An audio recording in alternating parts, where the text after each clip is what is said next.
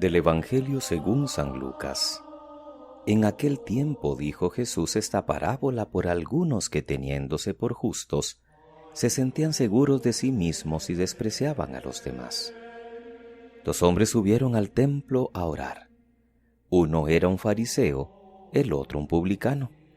El fariseo erguido oraba así en su interior: «Oh Dios, te doy gracias porque no soy como los demás, ladrones, injustos, adúlteros, ni como ese publicano.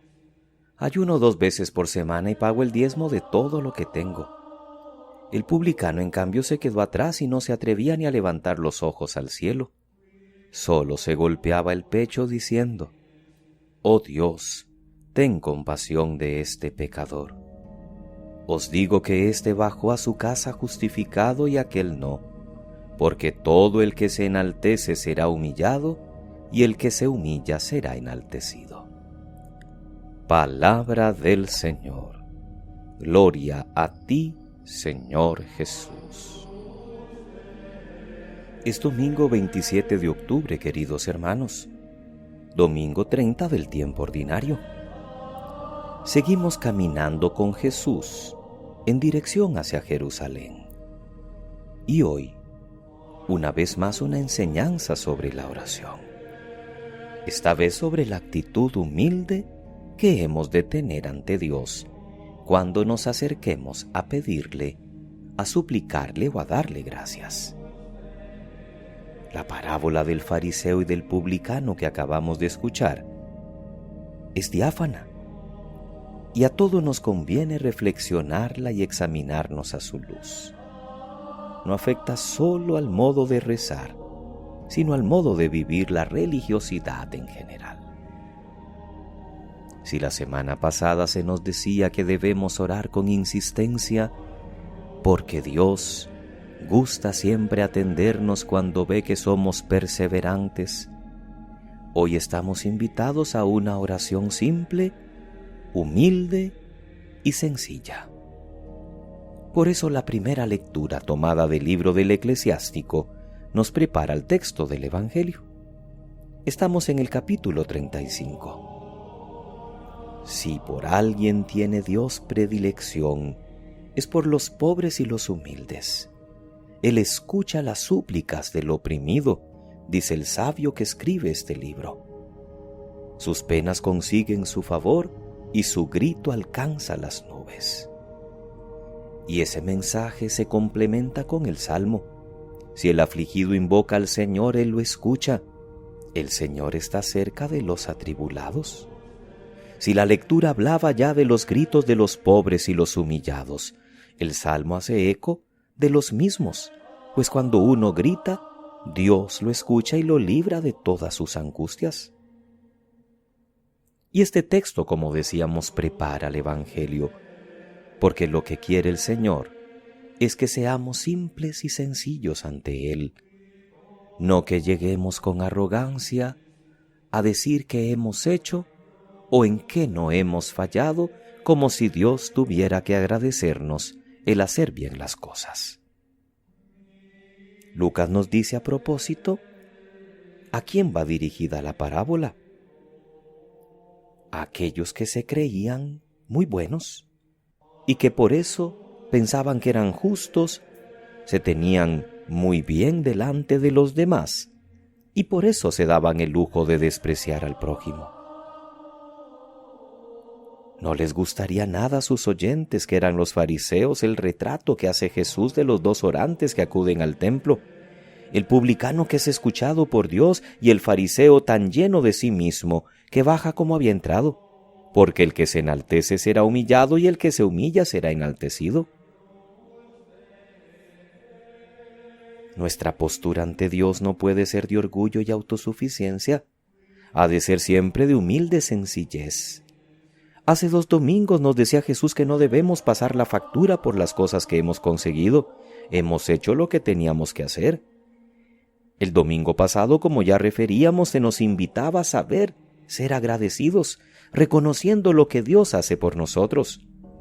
Hoy debemos adoptar una actitud de humildad y no de soberbia en nuestra oración y en nuestra vida, hágase tu voluntad, como nos enseñó Jesús, y nunca imponiéndole o exigiéndole a Dios como si pudiésemos nosotros hacerlo.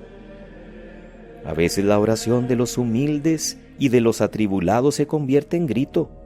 Todos tenemos la experiencia en que hay días en que nos sale espontáneamente la oración de gratitud y de alegría, o de alabanza y euforia, pero otras veces más bien es un grito de angustia e incluso de protesta ante Dios.